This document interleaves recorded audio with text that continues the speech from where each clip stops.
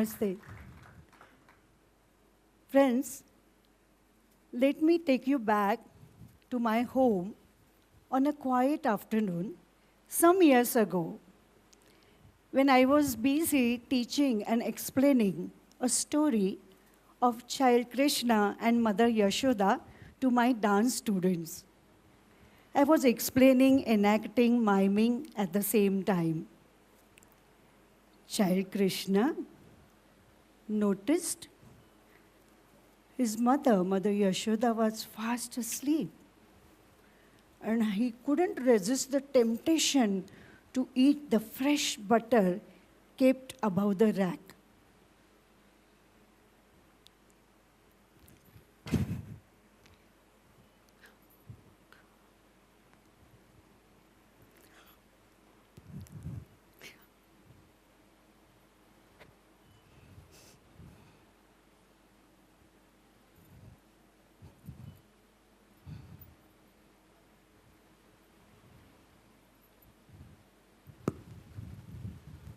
I was busy enacting the story and suddenly noticed my daughter, who was barely 4 years at that time, was standing at the entrance with a box of chocolates in her hand. I thought she was waiting there to take my permission to eat the chocolate. But she didn't do it. She just kept the box down and ran inside her room. Us later, she said, "Oh, Mama, I don't want to be called a thief like that child Krishna in my own home." At that point, I realized some important lessons are learned without being actually taught, unnoticed, unplanned, unexpectedly. Talking about lessons and syllabus, let me tell you, when it comes to the training of a classical dance style like Bharatanatyam, we have a proper pedagogy, proper syllabus, very well thought of, very well planned, very logical, and has been going on for years and years. Let me just explain to you in short how it progresses. The new student will start her training after the initial warm-up exercises with the alphabets of Bharatanatyam, which we call Adavu, the basic steps of Bharatanatyam. They start with this position of the feet firmly kept on the ground.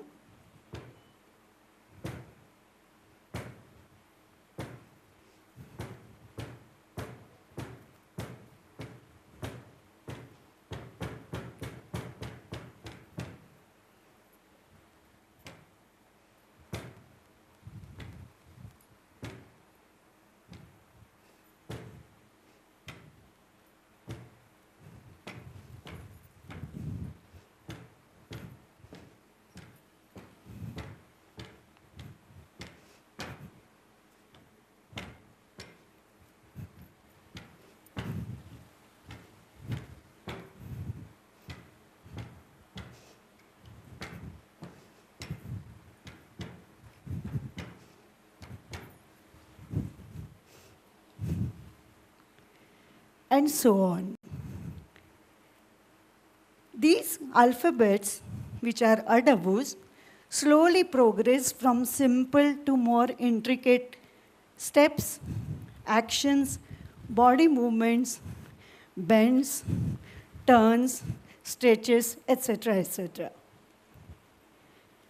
Alphabets make words, words make sentences, a combination of sentences make paragraphs, and such thoughtfully arranged paragraphs will make an essay. Parallelly, these adavus combined together will make some patterns, which we call korvai. A combination of some korvais planned or choreographed by the dancer will make a composition. You might have heard words like Alaripu, Jatiswaram, Tillana, which we actually perform on stage, are a combination of all these korvais, which we have learned some years ago and now memorize and arrange in such a way to make beautiful designs on the stage.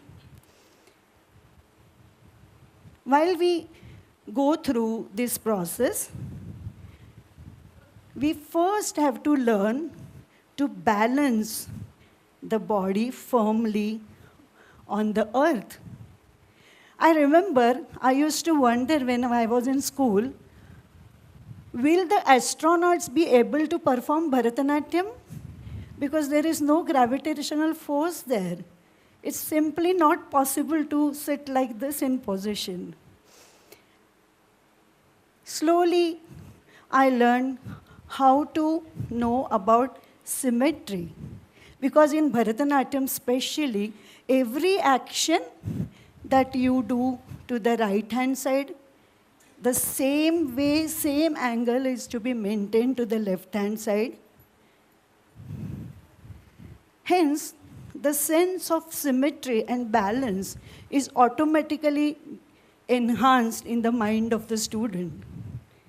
So much so, my family always teases me when I'm wearing my shoes for going for a walk or so. What I'll do is, first I will wear my right sock, then I'll wear my left sock, then I'll put my right shoe on, then I'll put my left shoe on, then tie my laces on the right, and then tie the laces on the left. I'll never finish the right first and then go to the left because there is sense of symmetry so much rooted in me that I just cannot keep it unfinished, the left-hand side. Jokes apart, but that sense is developed very fast. And I become aware of such symmetry and balance, not only in my dance, but even my day-to-day life. Right from packing my school bag, parting my hair exactly at the center, that was about school time, of course, and so on. So as I said, these compositions, together with something we call as abhinaya, or the interpretative part, make a performance.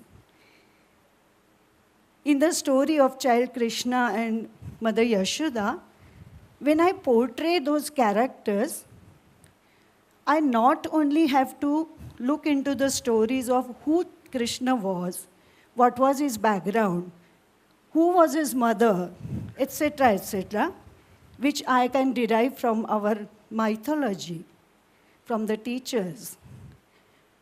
But then, what I actually portray on the stage is not only Mother Yashoda and child Krishna, but the core feeling of the bonding, of the love between a mother and child, which I see everywhere around me in my day-to-day life. I have never seen Krishna and Mother Yashoda, but I have seen my mother and me. I have experienced motherhood with my daughters, and I have seen lots and lots and lots of mothers all over the world with pouring their love and try to discipline their kids in one way or the other. So I can easily connect that emotion to day-to-day life, and I think I become enriched, more aware of such core emotions and sentiments and human relationships. I remember one example, one song written by Saint Purandaradasa, the stalwart of Carnatic music in Kannada, where again there is child Krishna because Purandaradasa was a Hari Bhakta. So he looked to life through child Krishna many a times. And then he says, once this little kid comes to his mother, Mother Yashoda, and complains, "You know, mother, what they say? All the friends tease me, talk about me, and make faces at me. You know what they say? They say, you are not my mother. My mother is someone else. Is it true? I was born in a jail? Not only that, you know what they say? You brought me here to become a cowherd, to mind the cow. Is it true, Mama? What a beautiful observation of childhood. Saint Purandaradasa never saw child Krishna, but he must have observed how kids of that age behave. This teasing and complaining to moms has been there. It's timeless. So though the characters are traditional or mythological, the emotion and sentiments are timeless. And then easily I can connect with them. Talking about the interpretative aspect, when I try to portray so many narratives, so many stories, even from mythology or from contemporary texts, I need to understand the various kinds of interhuman relationships and their intricacies. A mother and a child, the devotee and the god, two friends. When I talk about Krishna and Sudama, I can think of two very close and best friends around me. That friendship is always been there. I have never seen any saints like Kabir, Mirabai, Jnaneshwar, Sant Tukaram, etc. But when I try to depict their poems, portray what they have to say, I think about all those kind-hearted people around me, all those social workers, all the godly-like persons who help the needy. They are there around me. I just have to look. And that makes me more aware of such important things in life. It's not just the dance that I am dancing, but through this process, I touch upon so many topics. Science, mathematics, especially when in Bharatanatyam, there are a lot of calculations. Each adau, each step that we do, we have to learn in 3 speeds, slow, medium, and fast, to get good command on it. So naturally, my sense of proportions is enhanced. It's more rooted in me as a discipline. And history, mythology, science, and most importantly, I look for the beauty, the aesthetics in everything that happens around me. Ultimately, art is nothing but beauty.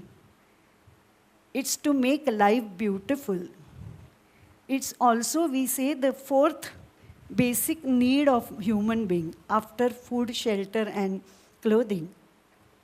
Because I look for beauty in everything around me, not only in my dance performance and technique, but also I should enjoy everything that happens around me, the vast sky, the green, lush green, shades of green that are seen right present at the rainy season around me.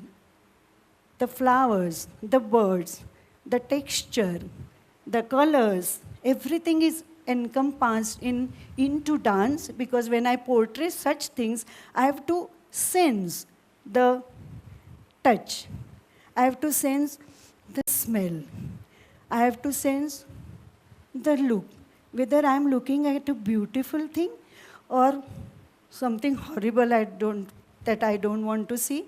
That will come through my eyes only if I have that sensitivity in me. So as a student of dance, I touch upon all these aspects in my life, and then my personality as a human being, not only as an artist, but also as a human being, becomes enriched. Let me tell you, these are not at all lessons planned in the syllabus of Bharatanatyam, but all these are lessons beyond syllabus. Thank you.